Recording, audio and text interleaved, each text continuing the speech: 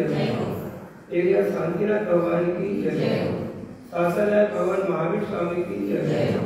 पंच परमेटी भगवान की जय हो। दासांग ज्ञानवाणी माता की जय हो। गुरुनाम गुरुआचार्य ज्ञान सागर महाराज की जय हो। आचार्य विद्यासागर महाराज की जय हो। नियाका स्वामी नियम सागर महाराज की जय हो। हिंसा पद्मोधर की जय हो।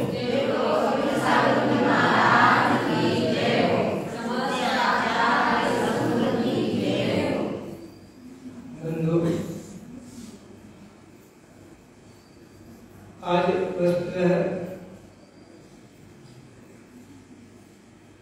गुणगान किसका किया जाए? दाता का पात्र का।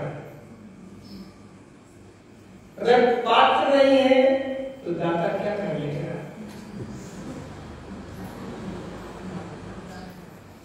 और दाता है लेकिन पात्र नहीं, क्या करेगा दाता? नमोस्तु नमोस्तु नमोस्तु। क्योंकि इनके पैर में रस्सी बांध नहीं सकते, पकड़ कर ला नहीं सकते।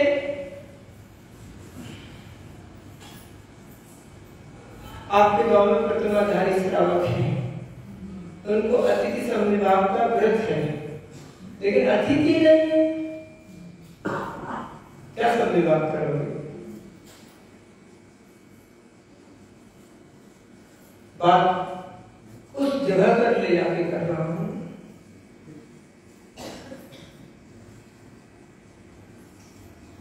जिस तरह आपको पात्र की इच्छा होती है, ऐसे ही पात्र को दाता की इच्छा होती है। आप क्या सोचते हैं? हे महाराज आचार्य जी को प्रदान हो जाए, हे महाराज बड़े महाराज का प्रदान हो जाए। हो सकता है किसी की दीक्षा शिक्षा हो तो छुल्लक जी की भी पात्र की इच्छा हो सकती है। आज छुल्लक जी कल दीक्षा लेने वाले महाराज हमारे यहाँ छुल्लक जी की हो जाए, आज कल हो जाए, लेकिन आज तो छुल्लक जी की ओके को में ऐसा भाव आता है। आज महाराज की पाठना है, 2 उपवास किए, 3 उपवास किए, 10 उपवास किए, तब आपको क्या भाव आता होगा? भगवान आज सीधा आ जाए क्योंकि हमें 10 उपवास की पाठना है, ऐसा भाव आ सकता है। लेकिन इसी प्रकार पात्र की भी इच्छा होती है कि मैं प्रतिमाधारी के पास पहुंच जाऊं, अमुक श्रावक तक पहुंच जाऊं, उसकी भक्ति अलग है, इसकी भक्ति अलग, ऐसा भाव हो सकता है, इसमें कोई दोहरा नहीं। आचार्य ज्ञान सागर जी महाराज के बारे में आपको जितनी जानकारी है उतनी जानकारी मुझे, क्योंकि मैंने भी आचार्य जी को नहीं देखा और आपने भी नहीं देखा।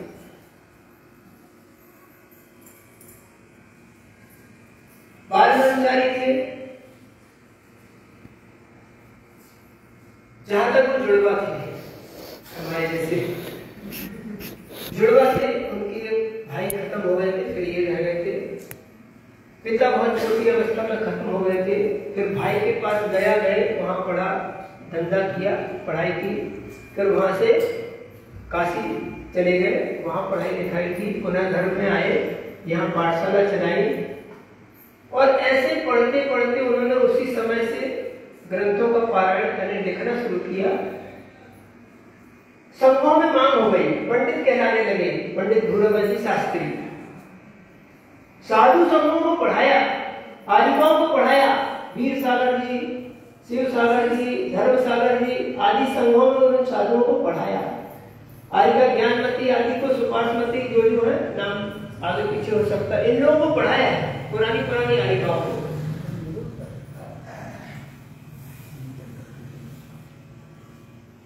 किन्हीं कारणवश आचार्य ज्ञान सागर जी अकेले हुए।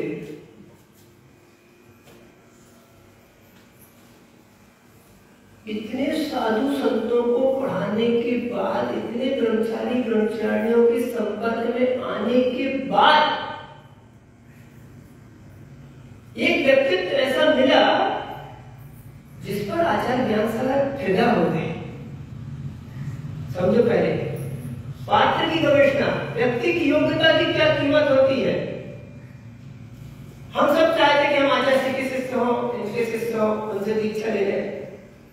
लेकिन आचार्य महाराज को या व्यक्ति के सामने दाता को लगना चाहिए कि मैं इसे दीक्षा दे दूं। 11 महीने में दीक्षा दे दी।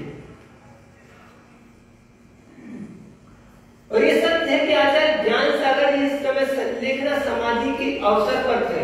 जैसे अपन ने अभी सुना, दीक्षा काल, शिक्षा काल, गणपोषण काल और आत्म संस्कार काल, समाधि काल आदि जो काल बताए हैं, वो 82-86 साल की अवस्था में तो संलेखना समाधि और आत्म संस्कार की ओर बढ़ने वाले पद में आचार्य ज्ञान सागर जी ने आचार्य पद दिया।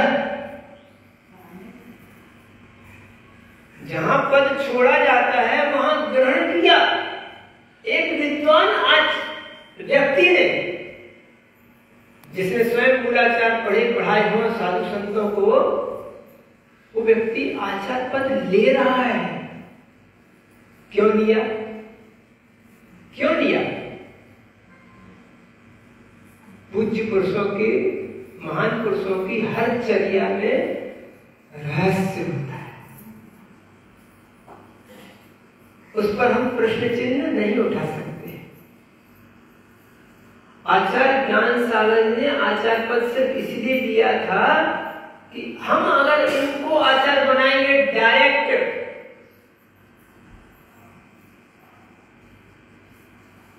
आज की भाषा में तो ये बंदा स्वीकार नहीं करेगा।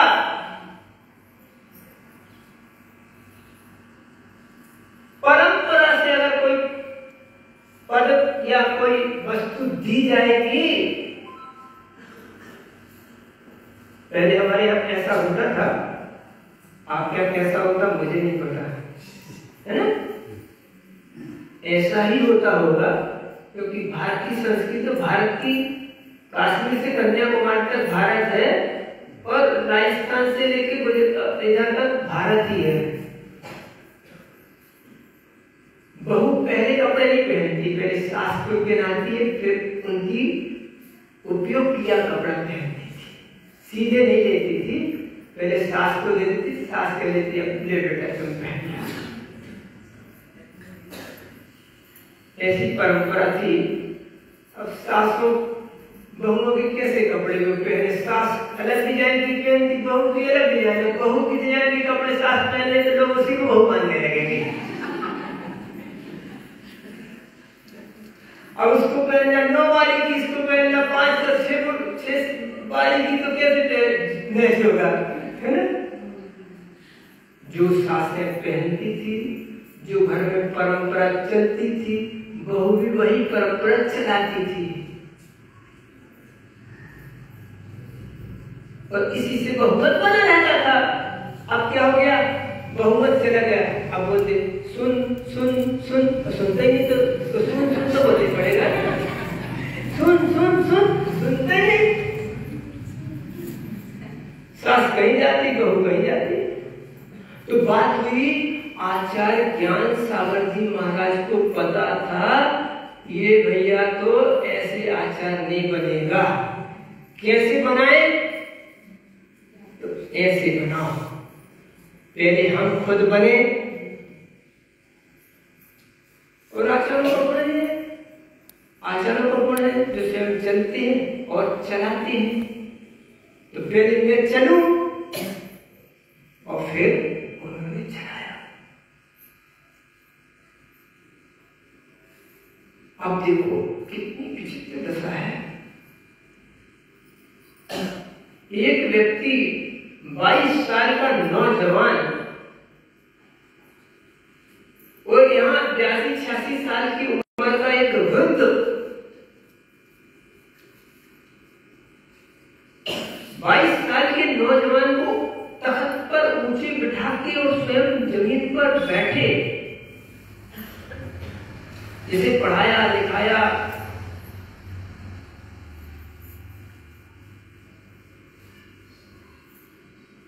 और ये शब्द कहे, सुनने वाले की सामर्थ्य और बोलने वाले का साहस कि हे आचार्य परमेष्ठी, मैं आपकी सन्निधि में सल्लेखना समाधि देना चाहता हूँ, मुझे आशीर्वाद प्रदान करें। उन देखने वालों का साहस, सुनने वालों का साहस, कितना महान रहा होगा वो दृश्य। ज्ञान सागर महाराज की जो सरलता है, हमें तो बताने में भी आंसू नहीं आ रहे हैं। हम कितने कठोर दिल के हैं।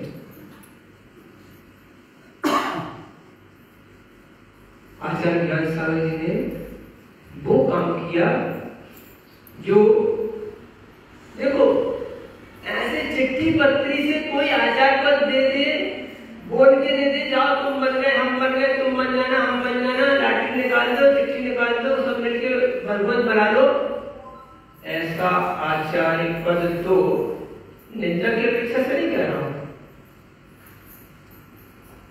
बहुत सरल है, सहज है। लेकिन जो काम आचार्य ज्ञान सागर महाराज ने किया और वो योग्यता जिनने परखी,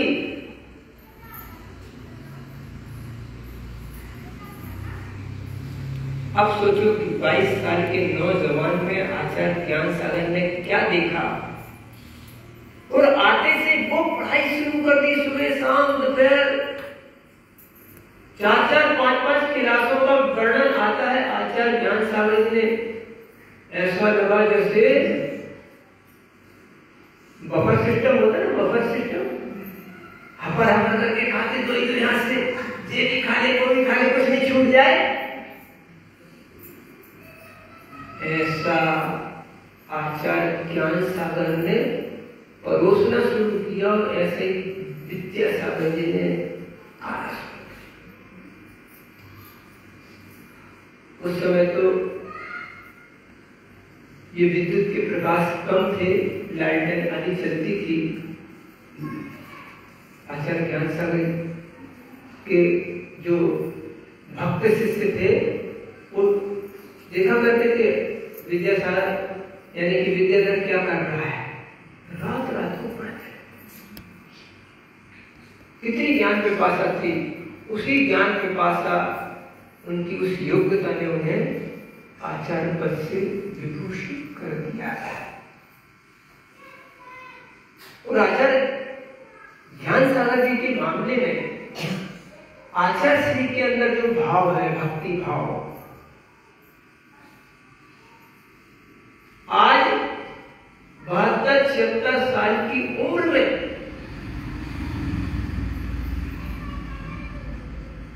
कुंडलपुर के वो प्रवचन, निर्मल के वो प्रवचन, आचार्य ज्ञान सागर जी का महाराज का नाम लेते हुए बच्चों की तरह, जिसको बोलते ना फूट फूट कर रो देना, आज भी मत मानना, महिला ज्यादा ज्यादा 3 दिन 4 दिन 5 दिन 15 दिन रोती है, इसके बाद उसके आंसू सूख जाते हैं, अपने काम धाम में लग जाती है। चाहे वो लड़का खत्म हो जाए, चाहे पति खत्म हो जाए, और चाहे कोई खत्म हो जाए, कितना भी खत्म हो जाए, 8-15 दिन में दीपा पोती झाड़ू पोछे में उसका सब आंसू सूख जाते हैं। लेकिन आचार्य विद्यासागर के दिल में आज भी ज्ञान सागर 50 साल बाद भी ऐसे जिंदा है जैसे आज भी उनके सामने वो साक्षात बैठे।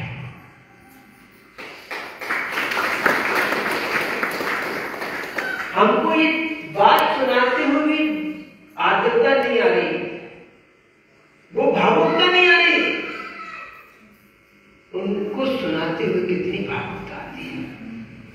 हमें बहुत आश्चर्य, पीड़ा होती कि हम कितने कठोर हैं, हमें वो भाव क्यों नहीं आता, हमें वो क्या कमी है जो आचार्य विद्यासागर जी है।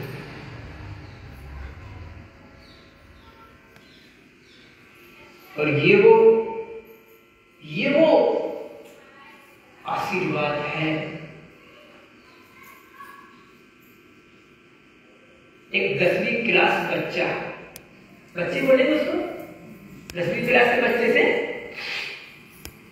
मम्मी करती उसकी थोड़ी थोड़ी कपड़े पहले नहाने या मंदिर में कर ले। माँ बाप उसको अभी चलाते हैं, ये दादा है फिर उसको कर ले, दादा है जन कर ले, ऐसा बोलते ना।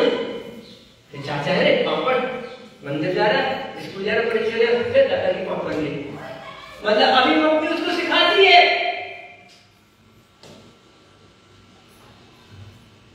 कन्नड़ भाषा भाषी, कन्नड़ से पढ़ाई की, कदाचित बाउंड्री में होने से मराठी आती, मराठी की वजह से हिंदी में प्रवेश हो गया। उस व्यक्ति ने 4 साल में संस्कृत प्राकृत में क्या पी लिया। हम भी 17 साल आचार्य के साथ में हैं, लेकिन हम विद्यासागर नहीं बन पाए।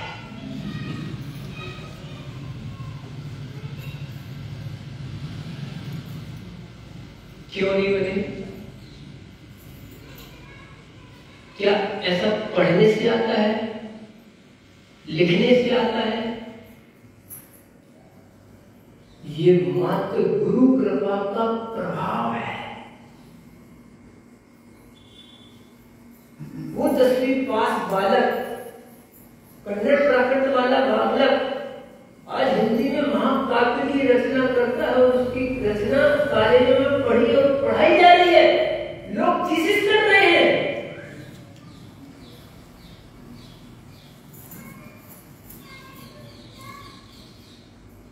मूकमाटी की एक लाइन अगर कोई साहित्यकार हो, साहित्य को समझता हो, सिर्फ ऊपर की एक लाइन, उषा का निशा का अवसान हो रहा है, उषा की अवसान हो रही है। ये 2 लाइन अगर किसी को साहित्य समझने वाला हो, उछल जाएगा यूं, क्या चीज लिखी है एक कवि ने, कितनी कल्पना उनकी महान है। तो ये सब क्यों? वो गुरु के प्रति जो समर्पण का भाव है और आज भी जो जिंदा है, वो उस गुरु के समर्पण भाव ने आज विद्याधर को आचार्य विद्यासागर बनाया।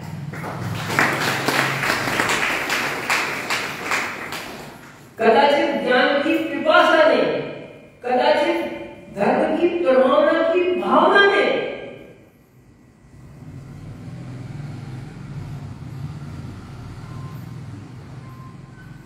हम 1993 में यहाँ आए थे। यहाँ मतलब दक्षिण भारत में, तुम्हारे गांव नहीं आए। और 1993 में श्रवण बेगूर में चातुर्मास किया।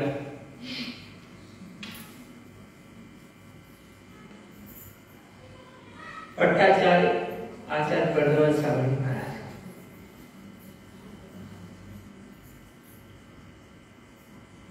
तो उस समय कुछ साधु, वो महाराज हमसे ऐसे कभी, उनके मन में भी आचार्य ज्ञान सागर, आचार्य विद्यासागर के प्रति बहुत सम्मान है। तो कुछ साधु, वो उनका नाम उसने नहीं लिया जिस बात को मैं कह रहा हूं, उधर कुछ साधु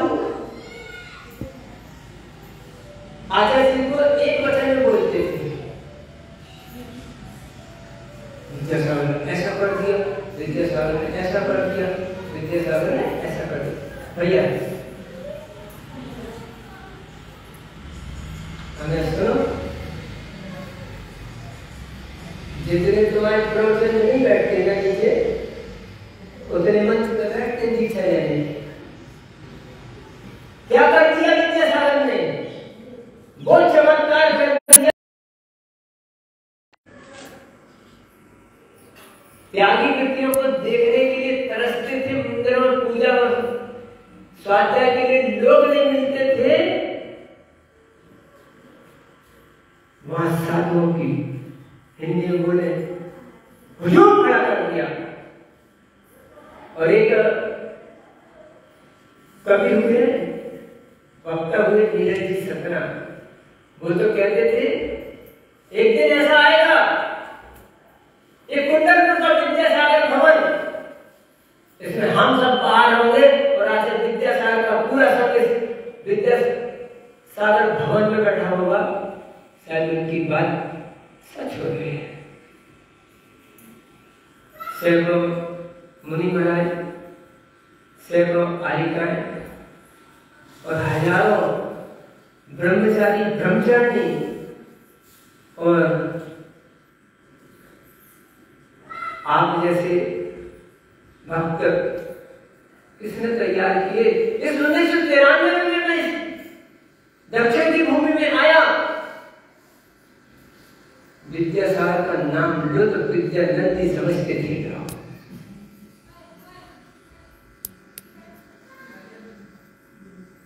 इन साधु संतों ने जो यहाँ पर विहार किए, निर्यापक्षण में सिद्धियम सागर, अक्षर सागर, सुपार सागर, अपूर सागर, इन लोगों की बदौलत से, इन ब्रह्मचारियों की बदौलत से, तुम्हारी तीर्थ यात्राओं की वजह से आज आचार्य विद्यासागर को दक्षिण में भी जाना जाने लगा। जाना जाने नहीं लगा, बाकी सबको जाना जाने पड़ा।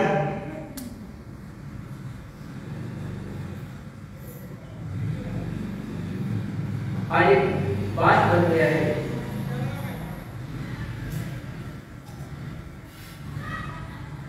आचार्य के अंदर लोग सोचते होंगे कितना भेदभाव है।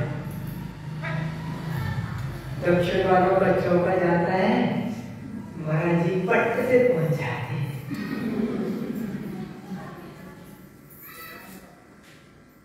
मुझे बहुत भावुकता आ गई।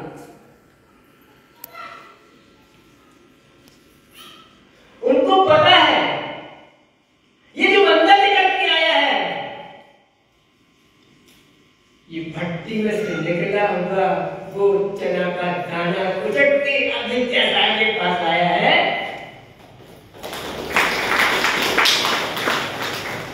सच्चा संबंध मिट्टी है। उत्तर भारत वालों को इधर की गर्मी, इधर की कमी का कोई ज्ञान नहीं है, इसलिए उन्हें लगता होगा कि दक्षिण का चौका आता तो महाराज जी फट से पहुंच जाते हैं और हम लोग वो भूल जाते हैं, नए की चमक में पुरानों को भूल जाते हैं। ऐसा नहीं है।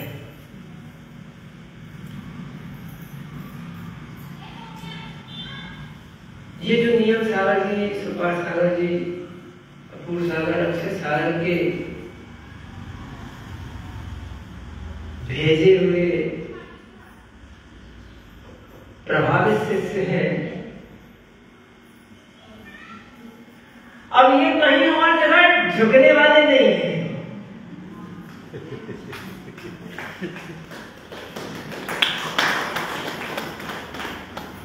सॉलिड है, सॉलिड।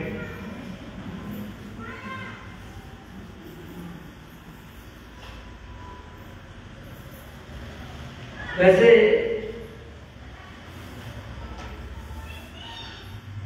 झूठ बोलने का त्याग है, लेकिन सच बोलने का कभी कभी साहस नहीं होता। लेकिन अपन तो वो है कि हिम्मत से सच कहो तो बुरा मानते हैं लोग, रो रो के कहने की अपनी आदत नहीं रही।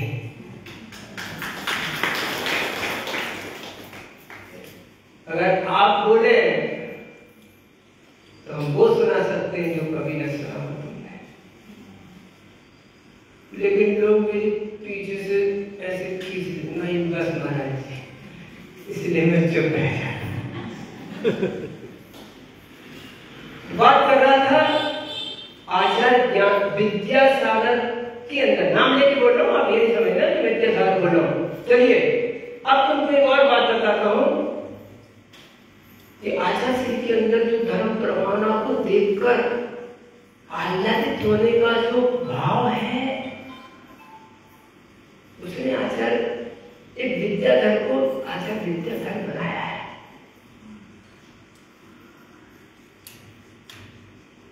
और आचार्य ज्ञान सागर जी का वो आशीर्वाद विद्या पाने पछते,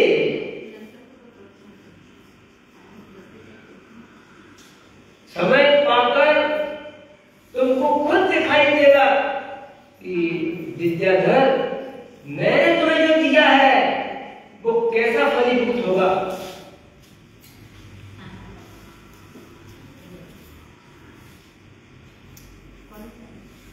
ध्यान रखना, आचार्य विद्यासागर को कभी मौत लेके नहीं जाएगी। उनको इच्छा मृत्यु का वरदान प्राप्त है। जब वो चाहेंगे तब चलने की ना होगी, जब वो जाना चाहेंगे तब वो जा पाएंगे, जा नहीं सकते। हमने अपनी आंखों से देखे वो चमत्कार।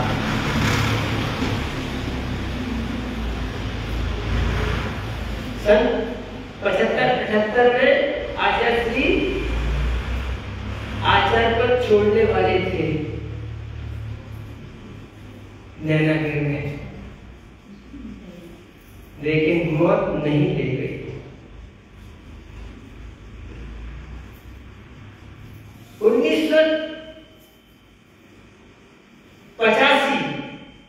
की शुरुआत 84 का अंत और 85 की शुरू होगी। यह 84 का लास्ट हो सकता है। कुंड पनागर से बढ़िया जी आ रहे थे जबलपुर के पास, एक गोहनपुर स्थान है, वहां पर सुअर आती है। सुअर का धक्का लगा था, आचार्य गिर गए, हाथ की हड्डी टूटी थी। वो भी एक ऐसा क्षण था कि कुछ भी हो जाता, लेकिन कुछ नहीं हुआ। सन 1987 थोवन जी का चतुर्मास, आचार्य जी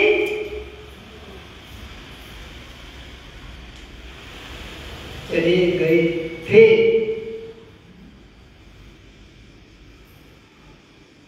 माला जाप सब जगह शुरू थे,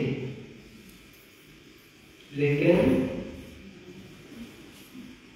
आचार्य ज्ञान सागर जी ने जाने नहीं दिया। अभी आपने सुना डोंगरगढ़ में, कुंडलपुर में, इधर उधर कैसी विचित्र स्थिति बनी, लेकिन नहीं जा।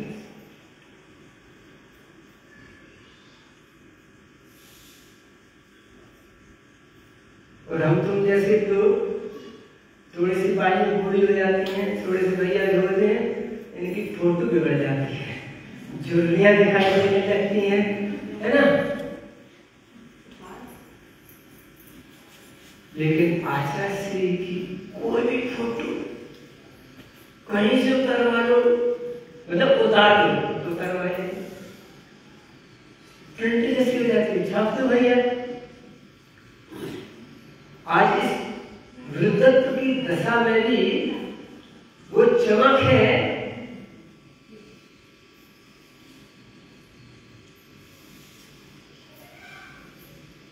वो हंसी है, वो मुस्कान है, वो फोटो है, वो आकर्षण है। हम अच्छे से बोलो, नकल भी करना चाहे तो वैसी नकल नहीं आती, बनना भी चाहे तो नहीं आती है। ये सब क्या है? आचार्य ज्ञान सागर जी का जो वरद हस्त है और उनका जो गुरु के प्रति समर्पण है।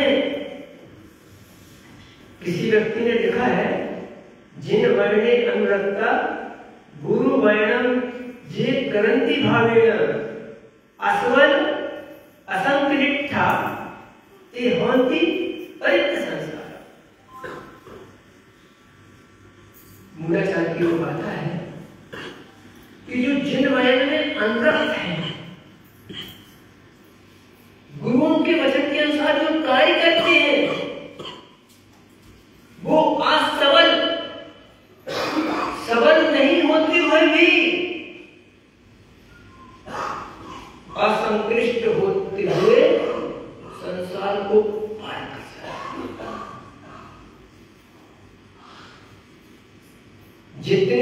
सारे गगन में उतने शत्रु होए, कृपा होए गुरुदेव की बाल न बांका। आचार्य श्री के विरोध में, आचार्य श्री के विपरीत इतनी किताबें छप गई। एक एक किताब रखेंगे तो आचार्य श्री के वजन से ज्यादा होंगी। नाम लेना जरूरी नहीं है, और अगर पूरी किताबें रखेंगे तो पूरे समय के वजन के बराबर की जाएंगे। हर मंदिर में मिल जाएंगे तुमको, लेकिन वो आदमी ऐसा है, कोई जवाब नहीं देता। तुम्हें जो बोलना तो बोलो।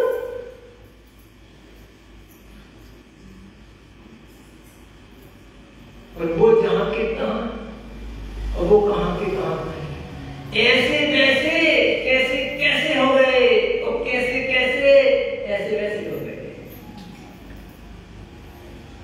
ऐसे वैसे कैसे कैसे हो गए, और कैसे कैसे ऐसे वैसे।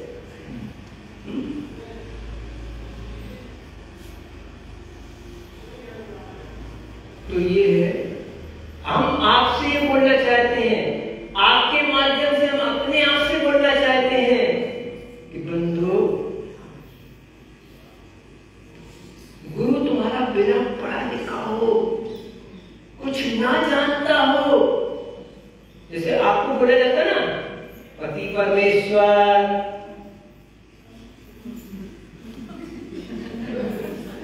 धारण करते ना पति को, अंगूठी में धारण करो, बिंदी में धारण करो, और ऊपर धारण करो, नीचे से ऊपर तक धारण करो। नीचे मतलब नीचे नहीं, नीचे भी धारण करो और नीचे से ऊपर तक धारण करो। कैसा है, जैसा हो वैसा हो, तो भी पति मानना। इस भाव में 7 भाव की गारंटी मत मानना, बार बार की गारंटी मत लेना, लेकिन इस भाव की तो तुम्हें लेना पड़ेगी। ऐसे ही गुरु को गुरु बनाया है, या तो ना बनाओ, किसी ने गुरु ने तुम्हें बुलाया नहीं, अगर माना है तो उसे मान के रहना, तुम्हें वो सब प्राप्त हो जाएगा जो प्राप्त होना चाहिए, और उससे ज्यादा रहेगा। तो ये आचार्य ज्ञान सागर जी महाराज का पुण्य प्रताप फलीभूत हो रहा है। आचार्य जी ने बोला था संघ को गुरुकुल बनाना, यहाँ तो कई गुरुकुल बन गए, भाग्योदय, पृथ्वास्थली, कितने कितने आश्रम, कितने कितने स्थान बन गए। क्या है प्रभाव? ये व्यक्ति का प्रभाव नहीं है, व्यक्तित्व गुरु के आशीर्वाद का प्रभाव है। ये चमत्कार देखो आप, समझ रहे ना बंधु? इसलिए वह ऐसा विराट व्यक्ति दक्षिण है, तो जैसा हो, हम जब छोटे छोटे थे, गुरु के सामने तो छोटे, लेकिन हम बता रहे उम्र की अपेक्षा से, जब छोटे थे तो हम लोग सुनते थे कौन? बड़े महाराज। कौन आ गए? बड़े महाराज। बड़े महाराज मतलब आचार्य विद्यासागर जी महाराज। फिर वो हो गए आचार्य श्री। आचार्य श्री, आचार्य श्री कहां? आचार्य श्री कहां? आचार्य श्री यहां पहुंच गए, आचार्य श्री वहां पहुंच गए। आचार्य श्री का मतलब आचार्य विद्यासागर। फिर लोग उन्होंने छोटे बाबू बना दिया, छोटे बाबू। अब गुरुजी ने ऐसा कहा, गुरुजी ने ऐसा कहा। हमें तो लगता है वे हमारे बड़े महाराज ही ठीक थे, हमारे वो आचार्य श्री ठीक थे। तुमने गुरु बोल के थोड़ा सा लघु सा लगना है। जब हम आचार्य महाराज बोलते हैं तो थोड़ा ऐसा लगता है आचार्य महाराज। हमसे तो नहीं बोला जाता गुरुजी, गुरुजी ने सब, गुरुजी ऐसा लगता कोई पंडित जी स्कूल का मास्टर को गुरुजी बोल रहे क्या? लेकिन बंधु, हम आपसे ये बोलना चाहते हैं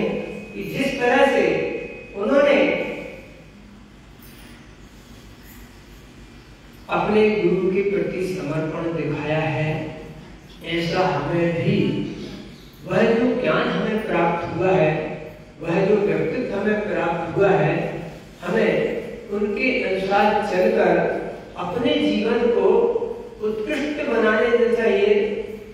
और देखो आचार्य महाराज ने कितनी अभिपन्न है, 36 गुण समग्र पंच विहार करण संदर्भ से शिष्टाणु का कुशले धम्माई सदा वंदे। आज यदि गुरुओं की और आचार्यों के व्यक्तित्व के बारे में पढ़ते हैं, आपको आचार्य तो बहुत मिलेंगे, उनमें आचार्यों की योग्यता भी होगी, मैं किसी की निंदा नहीं करना चाहता हूं, लेकिन सर्वांग सुंदर। कहीं जाओगे तो प्रायश्चित की व्यवस्थाएं अलग है, कहीं जाओगे तो स्वाध्याय की व्यवस्थाएं अलग है, कहीं जाओगे तो आहार की व्यवस्था कुछ है, कुछ जगह जाओगे तो अनुशासन की व्यवस्था व्यस्त है। लेकिन ये आचार्य विद्यासागर का संघ, उनका संचालन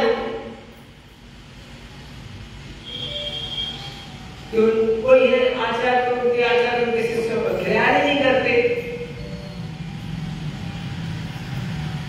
कहीं भेदभाव दिखाई देता है, लेकिन ऐसा विराट व्यक्तित्व का धनी वह आचार्य विद्यासागर, और वो सारे गुण आचार्य ज्ञानसागर को प्राप्त हुए। प्रायश्चित की विधि देख लो, आचार्य श्री ने अगर एक बार कोई प्रायश्चित दे दिया, तुम तो धरती पलट दो, एम्पायर की उंगली जैसे उठती है ना, फिर वो ऐसे नहीं होती, ऐसे और ऐसे ही रहेगी, नीचे नहीं उठती।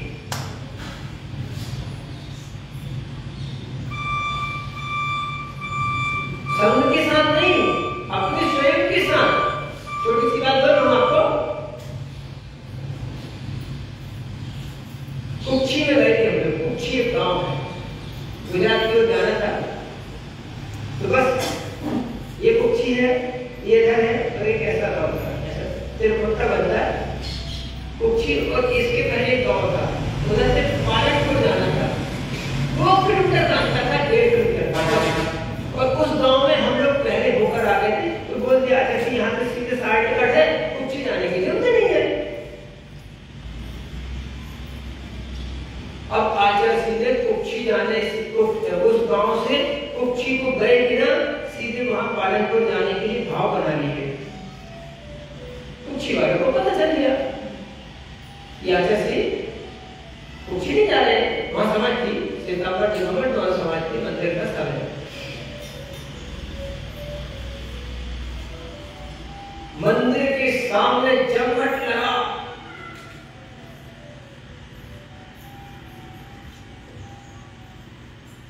मतलब ऊंची नीची बातें जिसको बोलते हो रही, कोई कुछ कहने को तैयार। बाबा जो पढ़े सो पढ़े, 1 घंटे खड़े हुए, 1-1.5 घंटे, लेकिन पालनपुर जाने का जो भाव बनाने, तो पालनपुर ही गए, नहीं गए। तुम्हारे कहने से नहीं चले, हम अपनी बुद्धि से निर्णय बदल देते तो बदल भी लेते, लेकिन तुम्हारे श्रावकों के चलाए हम नहीं चलेंगे। ये आचार्य की गरिमा।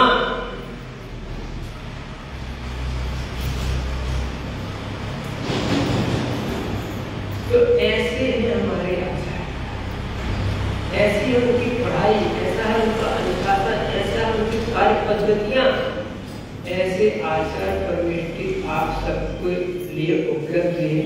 वैसे भी कभी लोग बोलते हैं कि हमारा भाग्य है कि हम आचार्य महाराज के सानिध्य में जन्म लिए हैं। वो सानिध्य का उपयोग आप सभी खास करके उत्तर वाले तो लाभ ले ही रहे हैं, लेकिन दक्षिण वालों को भी उसका लाभ थोड़ा सा, जैसे बोलते ना, सुधार तो हो रहा है, थोड़ा उधार सा है ना। परिवर्तन कहते क्रांतिकारी परिवर्तन।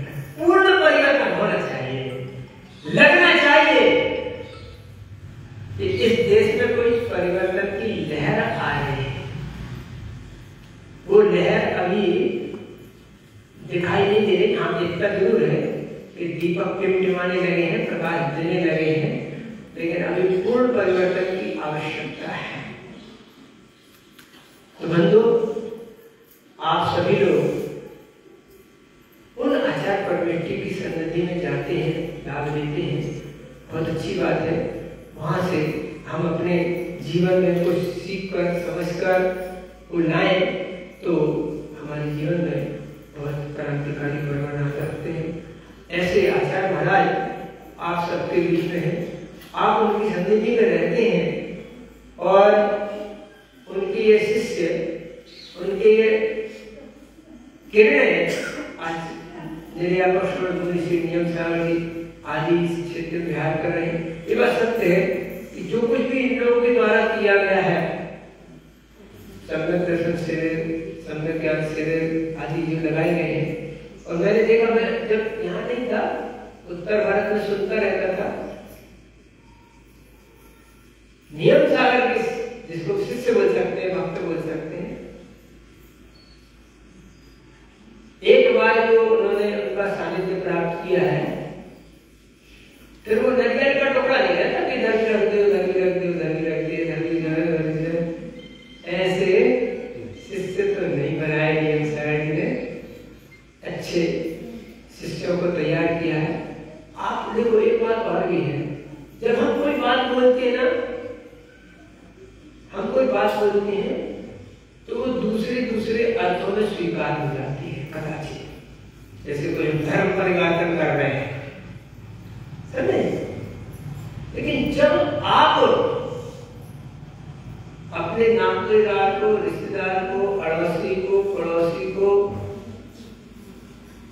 वही बात बोलते हैं तो वो एक तरह की सोची समझी बात समझ में आती है, हित की बात समझ में आती है, उसका प्रभाव ज्यादा अटैक करता है। क्योंकि हम कितने दिन बोलेंगे, एक दिन आए, 2 दिन आए, 4 दिन आए, चले गए, सब बातें एक साथ बोले या ना बोले, लेकिन आप जिनके संपर्क में रहते हैं उनको आप 365 दिन 24 घंटे भी बोल सकते हैं, और उसका जो प्रभाव पड़ेगा वो कुछ गहराई से पड़ेगा। प्रभावना करने का काम मात्र हमारा नहीं है, प्रभावना करने का काम अथवा प्रभावना करने की गुण श्रावकों के भी है। श्रावक भी चाहें तो वे अपने द्वारा जो आपको प्राप्त है, जो आपकी शरण में है, उसके लिए दूसरों को भी प्रेरित कर सकते हैं। इससे श्रावक साधुओं का काम हल्का हो जाता है। बच्चे काम करते हैं ना घर में, महिलाएं काम करती हैं, बेटा तू इसका काम और कर दे, मेरे लिए उठना नहीं पड़े, मैं बैठे बैठे कर लूं, तू मेरे को ये सामान ला दे, मेरे को उठना नहीं पड़े, मेरा काम थोड़ा सा हल्का हो जाए। होता ना, होता नहीं होता? अब फिर मेरे को उठ के जाना पड़ेगा, चल ला के दे दे, हमारी भाषा में बोलते टहुका, इतना टहुका कर दे, मतलब इतना तो काम कर दे, उधर से सामान ला के रख दे, मैं नहीं कर लूंगी वो सामान। इसी प्रकार से तुम भी इतना हमारा टहुका कर दो कि उनको पकड़ पकड़ के साधु संतों, देखो बात ध्यान रखना, साधु संत आपके घर नहीं जा सकते, जो हमारे घर आते हैं, हमारे पास आते हैं, हमारे संपर्क में आते हैं, कदाचित हम उन्हीं को कुछ प्रभावित कर सकते हैं। लेकिन कुछ ऐसे भी श्रावक होंगे, एक बात और कहने को बनने अच्छा है, हमें आचार्य, हमें नीलव्यापक श्रवण मुनि श्री नियम सागर जी ने यहाँ क्यों भेजा? ये 3 शब्द क्यों बने? ये परमानेंट नहीं बने भैया, ये तो बोलो भैया तड़ाक तड़ाक हो गया तो महाराज ने लग गए, ऐसा मत समझना, भाई कोई तड़ाक तड़ाक हो गई है। आपके लिए हमने कुछ ऐसी व्यवस्था बनाई कि जो जो श्रावक अभी तक साधु संगों के संपर्क से दूर हैं, उनको संपर्क में लाना है। हम इसके लिए आए हैं, इसके लिए नहीं आए कि तुम्हारे प्रतिमाधारियों के घर घर पवित्र करने आए हैं, समझना ना। जिन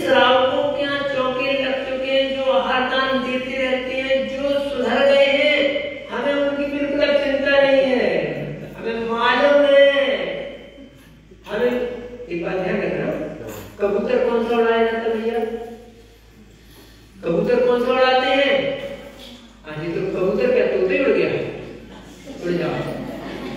तो कबूतर कौन सा उड़ाते हैं? समय हो रहा आपको? कौन सा उड़ाते हैं?